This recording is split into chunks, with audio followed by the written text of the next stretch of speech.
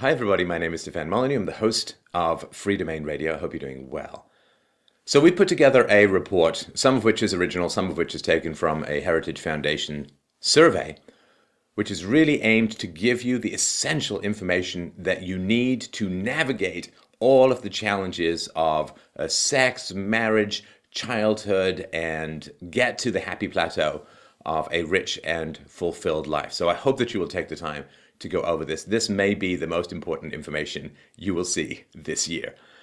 And the Heritage Foundation created a report which examined the connection between early sexual activity, the number of non-marital sexual partners, and overall happiness.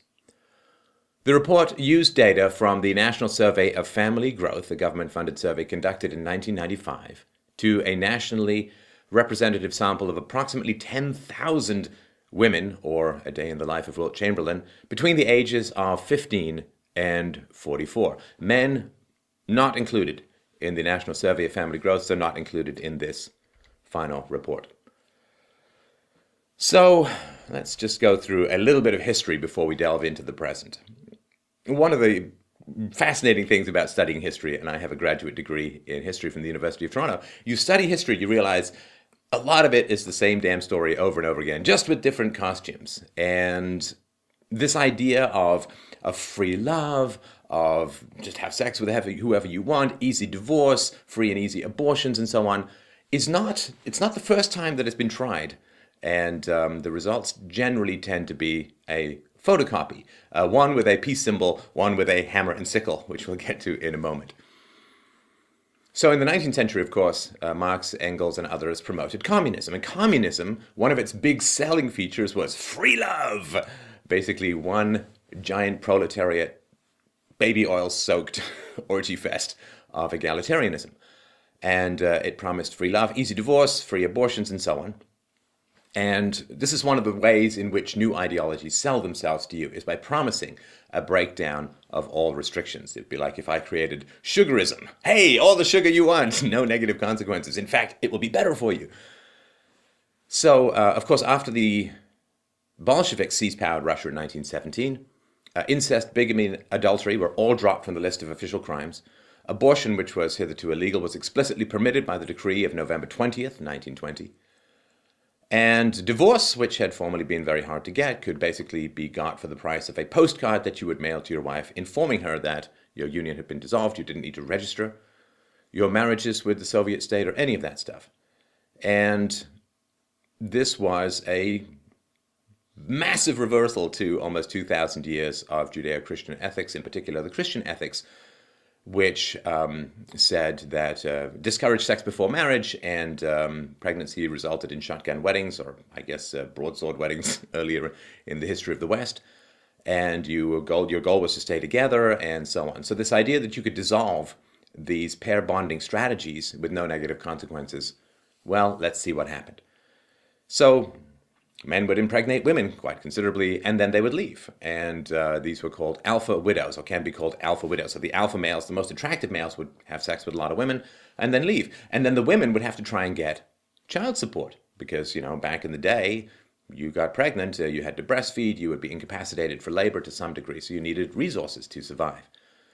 And under communism, which was promoted, of course, female egalitarianism, felt that to go for child support and alimony was to submit to the patriarchy, so it discouraged that. So it was really hard to try and get any child support in post-communist Russia. And what would happen is the men would marry a woman. If you're a farmer, you'd marry a woman for the harvest time, and she would, of course, throw herself into working for what she assumed was her new family, and then you'd divorce her when the harvest was done, and she'd be on her butt, usually with a baby or two. So there was, of course, a civil war in the early 1920s. There was a famine, yay, collectivized farming, a famine in the 1920s, and, of course, a massive deluge of kids. Now, what did the communist government say? See if you can spot this in the modern world. What did the communist government say to the women if they had kids outside of wedlock? Don't worry. Don't worry.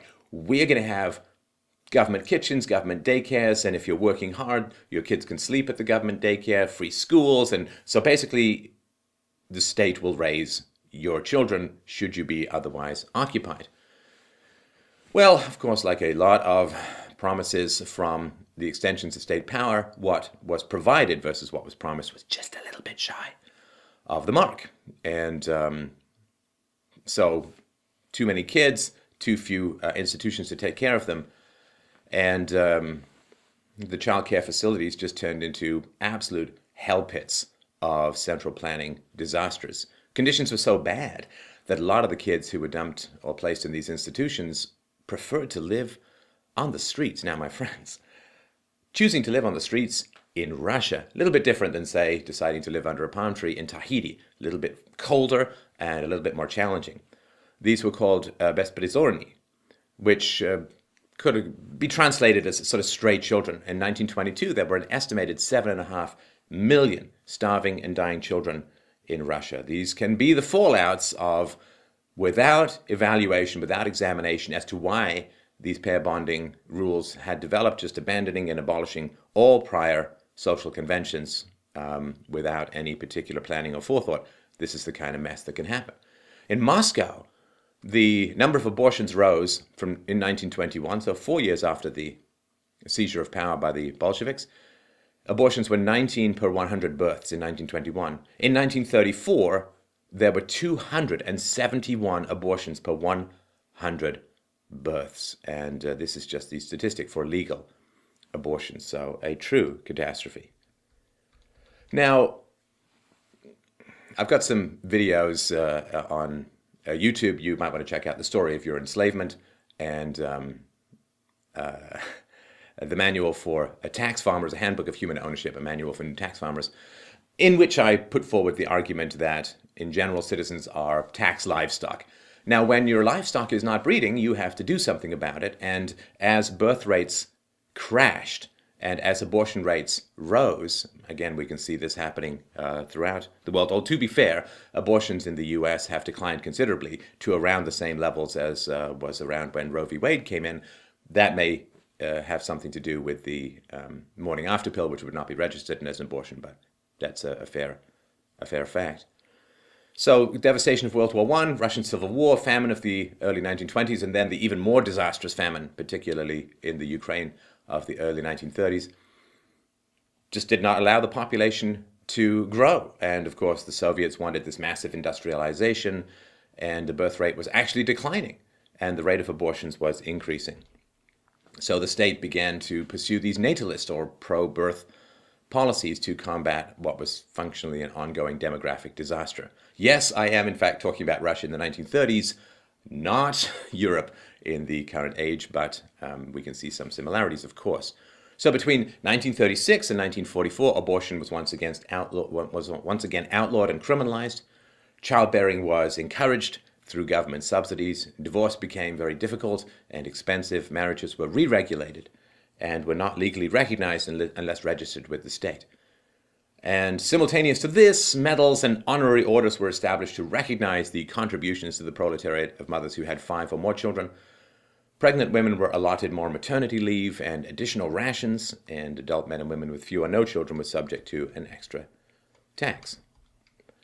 So there is these pendulum swings, right? I mean, this Victorian prudery and repression, as it was considered, gave way to this unbelievable licentiousness of the Soviet regime. Then there was a swing back to conservatism, and we can see some of this occurring at the moment in Europe and in particular in America.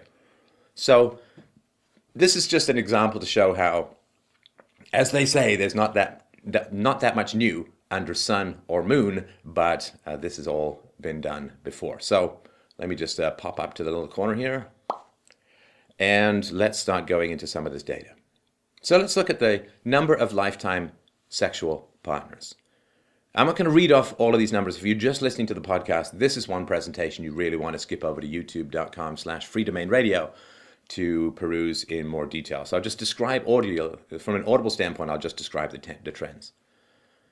So, age of first sexual intercourse and number of lifetime sexual partners. So if you had intercourse when you were 12 and younger, you're going to have almost 21 lifetime sexual partners on average. And you can see this number declining, and if you are 26 plus, you're only going to have 1.8 sexual partners, lifetime sexual partners. Now, there are, of course, two fundamental reproductive strategies in nature and also within human societies. One is where it's called the spray and pray, or there's other names for it as well. And what happens is you just have sex with a wide variety of people and you hope that your offspring make it to adulthood.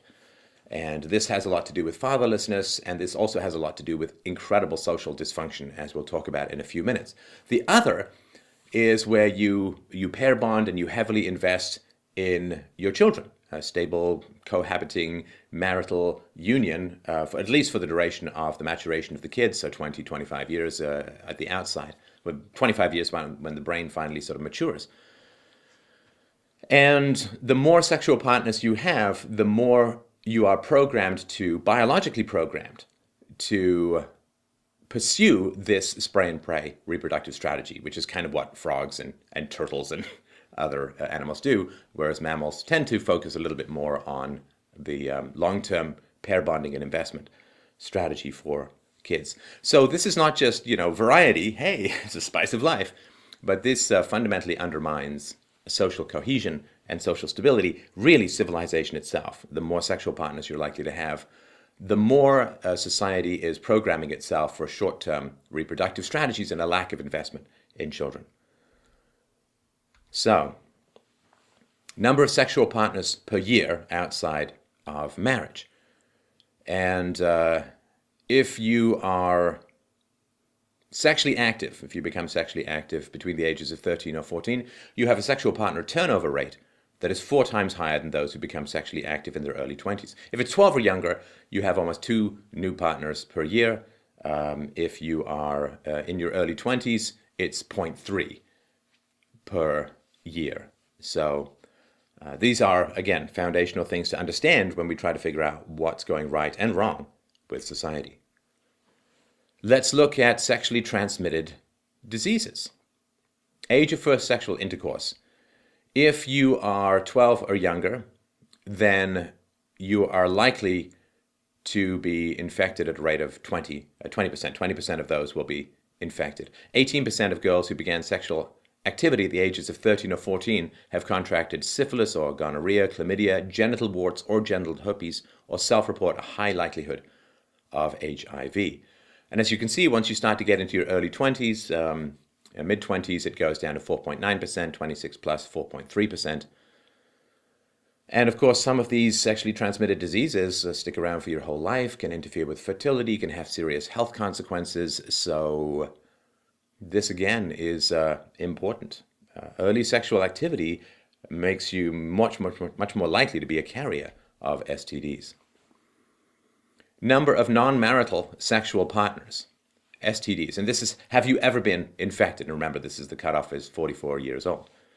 So if you've had 21 or more non-marital sexual partners, then you're almost 42% likely to have ever been infected with an STD. And you can see this number scaling back down to, if you've only had one non-marital sexual partners, it's 4.9%, so 8 or 9 times less. So this is important as well. STDs are a scourge and an expensive scourge on society. One of the reasons why medical costs continue to go up around the world, and particularly in the West, is because of the prevalence of STDs. So what are your odds of ending up in a stable marriage? A stable marriage is if you're 30 or older and you've been in a marriage for 5 or more years. It doesn't mean a permanent marriage, but at least it means you're not just hooking up in the dark while your head is spinning. So contrasted with women who began sexual activity in their early 20s, girls who initiated sex at ages 13 or 14 were less than half as likely to be in stable marriages once reaching their 30s. If it's 12 or younger, you have a less than 19% chance of being in a stable marriage. If you started in your 20s, 66, 68% likelihood of being in a stable marriage. This is very important when it comes to choosing your partners in the future. This is the data you need to know to make an informed decision. If you looked at this kind of graph when you were considering things like investment returns or stability of a portfolio, you'd be very interested in this stuff. This is even more important than any of that. This is going to help you to determine your best chances to avoid the emotional and financial catastrophe of divorce. So, number of non-marital sexual partners, women 30 plus in stable marriages. Of course, if you want to get married, you want to stay married, and that's usually what the vows have implicit in them. Until death do us part, for better or worse, in sickness and in health. So look at these odds. If you only have had sex with the man that you get married to, then you have a greater than 80% chance when you're over 30 of being in a stable marriage, of retaining a stable marriage. If you've had one sexual partner outside of your husband or future husband, then this drops from 80.5% to 53.6% chance of maintaining a stable marriage. And as you can see, this goes down and down and down. It's mostly dose dependent, but not entirely. If you've had 16 to 20 non-marital sexual partners, your odds of staying in a stable marriage are only 17.8%. Compare that to over 80% for zero. There is a reason why deferral of sexual gratification and monogamy and marriage were focused on in prior cultures and societies. There was a reason for it. And I'm not sort of talking about the values and virtues and how it was communicated and all of that. I may have issues with that. But there was still a reason why this stuff happened. And to throw all of this stuff out without understanding the negative effects is problematic, to say the least. What about out-of-wedlock pregnancy percentage? Look, this is not to be negative towards single mothers, but the reality is that the welfare state is almost exclusively the single mother supplement state. If you take the father, the provider, traditionally, out of the equation, the needs of the mother and the children don't vanish. They're still there, and they're filled by state power. So if you care about taxes and debt and deficits and poverty and children in poverty, then reducing out-of-wedlock pregnancy and single motherhood is of primary importance. And so over half of all girls who start sexual activity at the ages of 15 or 16 will become pregnant out of wedlock, which means without the stability of a regular provider. For the most part, again, there are some common law and shack-em-up situations that work out well, but in general. And as you can see, this is very dose dependent. What are your odds of having a baby out of wedlock? If you start sexual activity in your mid-20s, 15.8%, as opposed to 75% out of wedlock chance if you're 12 and younger when you start having sexual intercourse. Number of non-marital sexual partners, out of wedlock pregnancy percentage. Society has a huge interest in promoting stability within marriage and promoting stability of provision for children. So if you're a virgin at the time of your first marriage, you have a 1.7% chance of having an out-of-wedlock pregnancy. Now, if you have had 16 to 20 sexual partners, you have a 55.2% chance of having an out-of-wedlock pregnancy. Again, mostly dose dependent, and as you can see, if you've had premarital sex with your first husband, so it's 1.7% out-of-wedlock pregnancy percentage if you're a virgin. If you've had premarital sex, it goes to 16.3%, almost a tenfold increase. Out-of-wedlock childbearing percentage. And this is very important as well. Age of first sexual intercourse. So if 12 and younger, 43% out-of-wedlock childbearing percentage. If you go down to starting your sexual activity in your early 20s, down to the single digits, 9.1%, 8.4%, and so on. 11.7% of mothers who began sexual activity in their early 20s were living in poverty when surveyed, compared to 27% who began at ages 13 or 14. Look, we all know this is a basic reality, that sex is a big person's game that makes real people. And those people, those children, those babies, I'm a stay-at-home dad, have been for 6 years, those children need enormous amounts of time, energy, and resources. And those resources have to come from somewhere. And if you've noticed your tax rates ever increasing and the national debt's ever increasing, of course some of it has to do with the military-industrial complex, some of it has to do with rent-seeking by large corporations, but some of it also has to do with the giant sucking sound of resources required for the raising of children, which is why the light-fingered regulations and taxation of the fingers are riffling through your wallet, leaving it much barer. Percentage of children born to unmarried women. 1/3 out of every 100 children conceived each year will be aborted.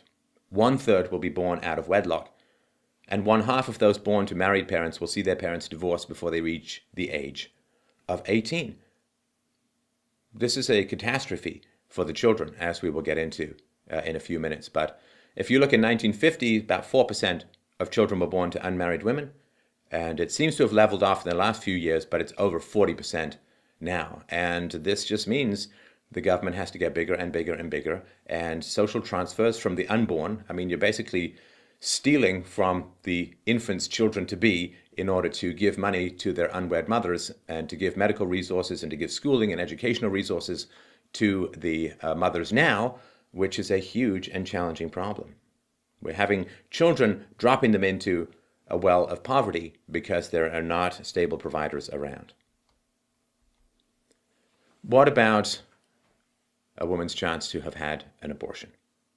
Well, if you've not had sex outside of your marital partner, 7.7% of the women in the age range mentioned at the beginning of this presentation have had an abortion. This is very dose dependent.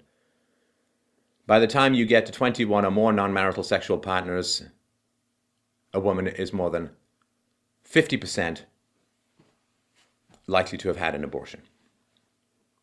Now, abortion, of course, is a tragedy for the mother. It's a tragedy for, obviously, the fetus that does not get to live. And whatever we can do to diminish the prevalence of abortion, I think would be a good thing. And again, there's reasons why sexual restraint was preached early on. Now, sexual restraint, to be realistic and fair and to avoid the stigma of, you're just a square, you're a prude, man, you just want us to not even have any sex. But the reality is that people who are in stable long-term marriages report the happiest and best sex lives of everyone. So when people are saying, well, you know, it might be a good idea not to cast sperm and eggs around like you're playing lacrosse, it might be a good idea to wait and focus on one person you're going to have sex with for the rest of your life. Nobody's saying, and therefore don't have sex. What they're saying is, that's going to give you the best sex. That's going to give you the most sex, the most satisfying sex, and that is the reality of what the data tell us. So it's not anti-sexual. It's not anti-pleasure. It's not anti-hedonism of the marital bedroom. What it is saying, well, look, if you wait, it's going to be better. I mean, you'll have much less chance of getting a disease. You'll have much less chance of having an abortion. You'll have much less chance of having a divorce. And all of that will contribute to, you know, a happy tsunami of sexual pleasure for your whole life. So it's sort of like don't eat your dessert before your main course. How can you have any pudding if you haven't eaten your meat? So if you look at women who had sexual activity began in their early 20s, they've only had 12% of those who have had an abortion. If you start at the age of 12 or younger, it's 34.7% and almost 30% at the ages of 13 or 14. And again, abortions are expensive and time-consuming in terms of medical resources. What are your likelihood, what are your odds of becoming a single mother? And being a single mother means that you just have far fewer resources to provide to your children. It's just a basic reality. Only so many hours in the day. If there's two parents around, you have at least twice the resources in general to provide to your children. So if you're 12 or younger when you first have sexual intercourse, you have a 65.4% likelihood of becoming a single mother. This is very dose dependent. If you start having sexual intercourse in your early 20s, it's down to 15.7%. So about a quarter odds. And that is very important stuff. Number of non-marital sexual partners. What are your odds of becoming a single mother if you have only had sex with your husband? 7.1%. If you've had 21 or more sexual partners, it's 57%, and this is dose dependent. And like a lot of these graphs, you can see how from 0 to 1, it's a huge jump. It's a huge jump. So if you've only had sex with your husband, 7.1% chance of becoming a single mother. If you've had sex with one other man outside your husband, over 4 times as much, 30.2% likelihood of becoming a single mother. So we're going to start to get into some of the data that is original to this presentation, and I would argue essential to understanding where society is heading and what has been happening really since the post-war period. So this chart, the fill is underage children of single parents per 100,000, and the red line is percent single mother families. So of course from 1968, we're looking at just over 10% to 26 or so percent now. And this is a very, very rapid change. This, of course, is just over 40 years. Now, what you can see, and we'll talk about this when we talk to social violence and criminality, on the right-hand side of this graph, there's an increasing gap. And what that means is that there are more single mothers, that continues to grow, but the single mothers are having fewer children. And this gap really began to show up in the late 90s, early 2000s, and has really created the largest gap in history now between these two. So this is important as we go forward to remember that there are more single mothers, but they're having fewer children. Now, what are the challenges of becoming a single mother? Well, first, we've talked about this, is that you just tend to vote for bigger government, more redistributionist government, more socialist policies, more government programs. And statistically, this is quite well borne out. The single mothers trend towards voting Democrat, and married women tend towards voting Republican. And that's because married women don't want their husbands to be taxed too much to pay for the sexual irresponsibility or traumas of the single mothers. And again, not to be negative towards single moms, all we've ever seen in the media and in presentations of this information is, the noble, heroic single moms who are doing a stellar job of raising their children and doing just as well as if they'd been a husband. Statistically, that's the complete opposite of the truth, but we know the effects and power of propaganda, so I want to sort of be clear on that. Every reasonable, decent, moral human being, and I certainly count you, and hopefully me in this category, is concerned about the welfare of children and is fundamentally opposed to any conditions and situations which increase the likelihood of child abuse. Child abuse is so foundational to social dysfunction that when child abuse rises above a certain level, society's doom is almost guaranteed. I've actually got an audiobook reading of Lloyd DeMoss's The Origins of War in child abuse, which you can get for free at freedomainradio.com/free, which I hope you will check out. So let's look at what keeps children the safest. Rates of maltreatment by family structure. Married biological parents is incredibly low. It's incredibly rare for either serious or moderate child abuse to occur in married biological parent unions. Next highest, and it's a significant increase, 3 to 4 times higher. Unmarried parents are 3 to 4 times more likely to abuse their children. Single parents higher still, though it's not quite as high. The most dangerous familial environment for a child is single parent with partner, and this generally means a woman with a live-in boyfriend. So for serious child abuse, we go from 2.6 for married biological parents to 20.8 rates per 1,000 single parent with partner. Moderate child abuse goes from 4 per 1,000 married biological parents to 33. 7, 8, 9 times higher. 33 for a single parent with a partner. The most dangerous place for children. Of course, the safest place for women as well is not off campus, but in a married permanent partnership. Let's look at problem behaviors of children. Parents' marital status. So the red columns are divorce, and the right columns are intact marriages. Lied about something important, far more likely to happen for children of divorce. Stole from a store, many times more likely, almost 4 times more likely to have stolen from a store, children of divorce. Damaged school property, slightly more likely. Gotten drunk, almost 5 times more likely. Hurt someone enough to need a doctor, almost twice as likely. Had to bring parents to school, 6.6 versus 3.1. Skipped school without permission, almost twice as likely. So these are problem behaviors in kids of divorce. These all cost money, they all cost resources.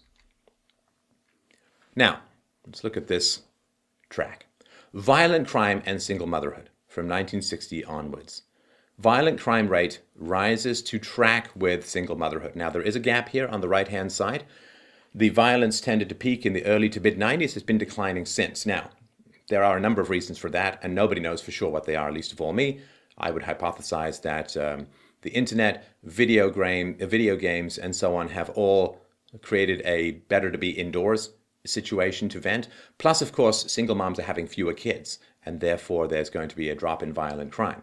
So again, this is not explanatory. There are lots of different ways that this could be occurring, but it's important to note the initial trend. And it may not be single motherhood in particular, but let's look at how violent crime and divorce track in the United States, 1960 to 2011. Now, correlations, these are statistical ways of comparing disparate trends. So a 1.0 is a perfect correlation, a photocopy, a photograph. 0 is no correlation. Anything more than half is something really worthy of attention. So the correlation between rates of divorce and violent crime, or numbers of divorce and violent crime, is 0.85. Incredibly strong. Divorce has been declining, of course, and I think this is another reason why violence is declining. This is truly staggering. Look at these correlations. Divorce and property crimes. The divorce rate and property crime rate has a correlation of 0.96. 0.96. That is staggering. The argument could be made, and I made it in the Truth About Robin Williams video, that divorce is itself a kind of property crime. But children of divorce seem to have a pretty lax relationship to respect for property rights.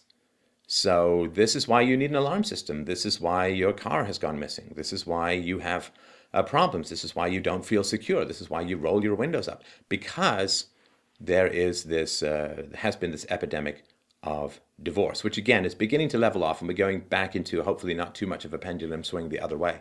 But 0.96, anything which makes divorce easier gets stuff stolen almost in a direct correlation. Now, this is not to say everyone has to stay in miserable marriages and so on, but the reality is, statistically, this has been well borne out, that the majority of people who get divorced wish they hadn't. And the majority of people who don't get divorced are glad that they didn't, sort of 5 years later. It's not a huge percentage excess, but a lot of people get divorced prematurely. And of course, if you've got a revolving door of sexual partners, then divorce is going to be easier for you psychologically, although harder for you in the long run psychologically, and harder for society as a whole. Let's look at Canada. If we look at divorce and crime, violent crime and divorce correlation is 0.77. Again, quite significant. You can see these lines trending up and down in a very similar manner. Property crime and divorce. Again, 2 different countries, 2 different data sets. We've got a 0.92 correlation. Look, when parents get divorced, there's lots of fights about property, lots of lawyers coming in, and lots of arguments. The children could be treated as property. Well, I want them, and how we're going to be treated, and so on. The dehumanization of property, battles over property, a lack of respect for property that's endemic to divorce may drive this, although, of course, that's just a rank hypothesis. But this is why divorce was hard earlier on. Up until the 1960s, it took a decree of parliament to get divorced. And I don't think anyone's suggesting we go back to that. I'm certainly not. But the important thing is that divorce has been socially destigmatized. Divorce in the past, even in cases of abuse and addiction and significant dysfunction, was enormously discouraged, largely for religious reasons.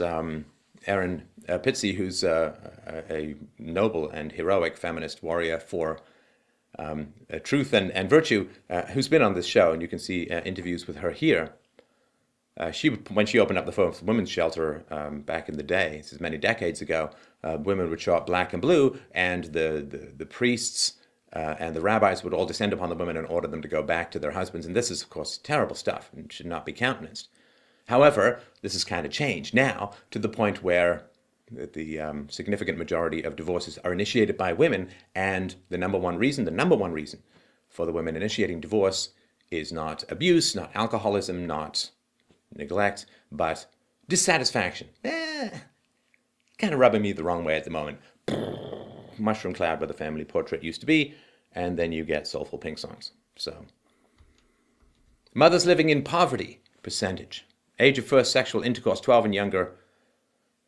A third of you will end up living in poverty. And if you start later in life, late teens, early 20s, it goes down to 11.9%, 11.7%. So a third of the likelihood to end up in poverty if you delay sexual gratification, at least with someone else. What about happiness? What is going to make you happy? Well, if you are 12 and younger when you have your first sexual intercourse, you're only 20% likely to end up happy, at least in the age range, again, in the Heritage Survey. And this rises fairly dose dependently. 13 to 14, you have a 33.5% chance, and you can see it goes up. And if you delay till your late teens, early 20s, 48, 51.2%, and so on. Now, please don't lecture me too much if you can at all stand it on the reality that correlation does not equal causation. I fully understand that. The reason why girls will have sex when they're 12 and younger, or 13 or 14, has to do with significant amounts of family dysfunction.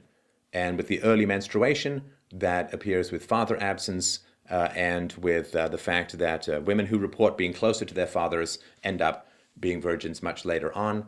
It is a hunger for masculinity. And also, of course, if men are missing from a family, the female body primes itself for a short-term reproductive strategy because it assumes it's war, it's famine, there's some reason why men aren't around.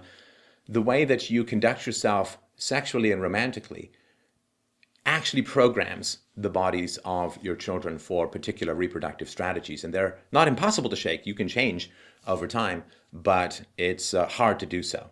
And society cannot function if a significant proportion of the population is in short-term reproductive strategy mode. It simply cannot function.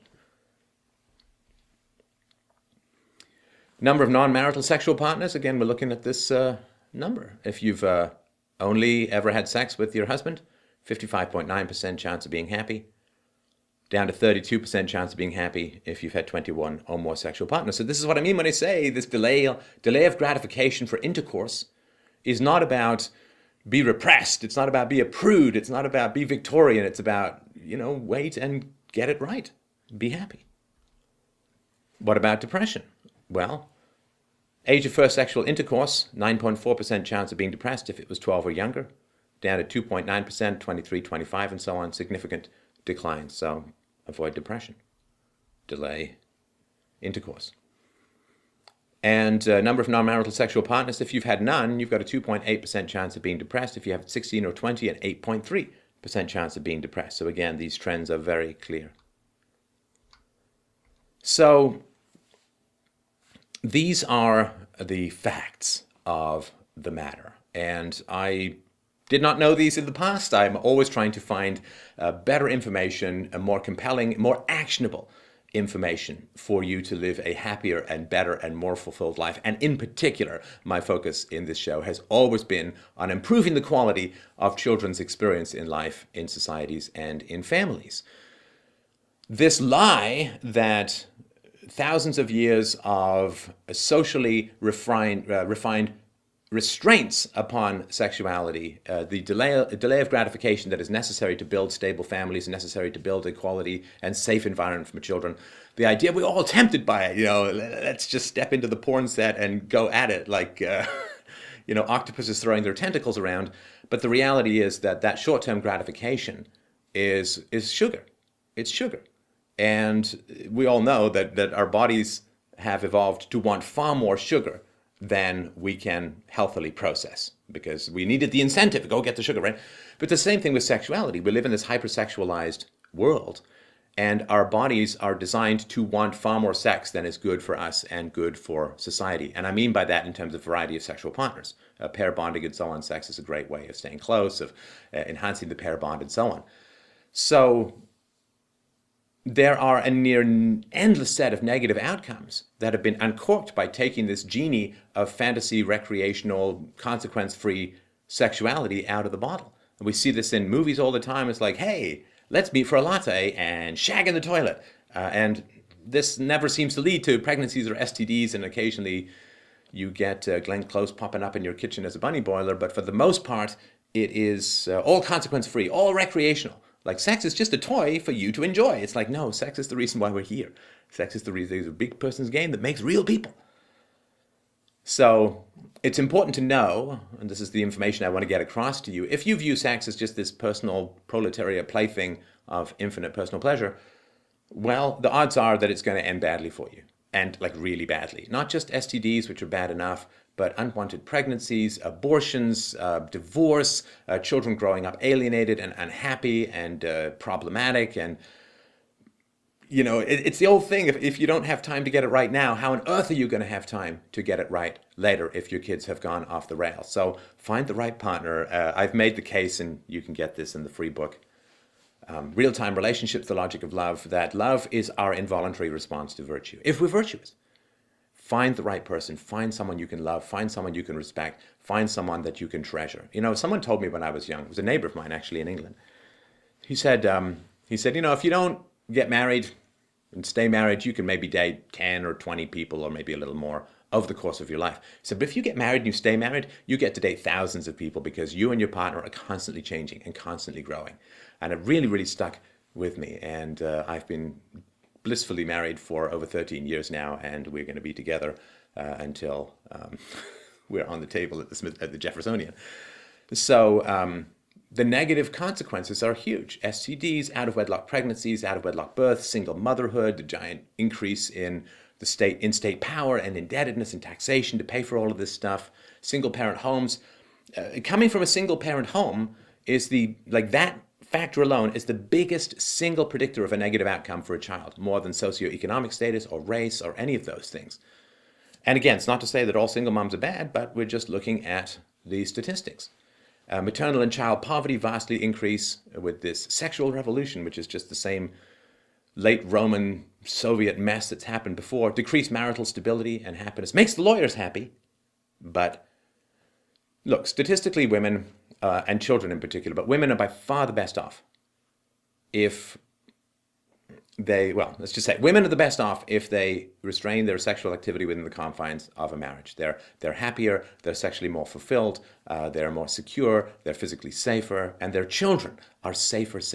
And surely that should be enough to give us pause and spray some Freon on our naughty parts, at least for the time being. So thank you so much for watching. I really, really look forward to your comments, questions, and issues below. We will, of course, link the sources in the notes of the podcast and the video. Thank you so much for watching. If you find this information helpful, please, please, please help us out. We rely entirely on your donations to make this kind of information available to you. And we really do look forward to your donations at freedomainradio.com/donate. Take care.